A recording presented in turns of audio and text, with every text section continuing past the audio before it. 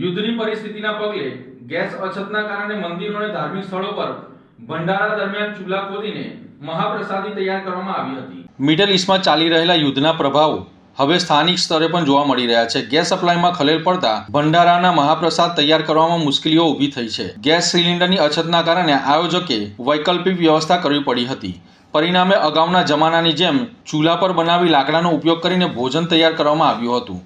આજે રામનવમીના ભંડારાનું આયોજન કરવામાં આવ્યું હતું, પરંતુ ગેસ સિલિન્ડર ન મળતા પરંપરાગત રીતે ચૂલા ખોદી તેની ઉપર જમવાનું બનાવવામાં આવ્યું હતું. હાલ લગભગ 70 રૂપિયા પ્રતિમણ લાકડાના ભાવે ખરીદી કરી ભોજન બનાવવામાં આવ્યું હતું. આ બદલાવને કારણે રસોઈ પ્રક્રિયા પણ વધુ સમયખાવ અને મહેનતભરી બની ગઈ હતી. છતાં ભક્તોને મહાપ્રસાદ પહોંચાડવામાં કોઈ કમી ન રાખવામાં આવી હતી.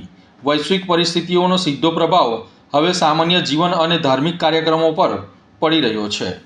અમે ગામ લોકો વારે તહેવારે પ્રસંગે ભંડારાનું આયોજન કરતા હોય, પરંતુ યુદ્ધની પરિસ્થિતિ હોવાને કારણે ગેસના બાટલાની અછત હોય, જેથી અમે ચૂલ ખોદીને જૂની પદ્ધતિ પ્રમાણે રસોઈ તૈયાર કરી છે આજે, અને પ્રસાદીનું આયોજન કરેલું છે.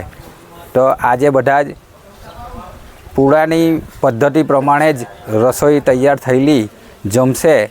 જય શ્રી રામ. દર વર્ષે અમે રસોઈ ગેસ બોટલ પર બનાવીએ છીએ, પણ આ વર્ષે યુદ્ધનું સર્જન થવાથી પરિસ્થિતિમાં અગવડતા છવાયેલી છે. તે બદલ અમે રસોઈ લાકડા પર બનાવીએ છીએ. ને ઇલાવ ગામના સદસ્યોને જય શ્રી રામ.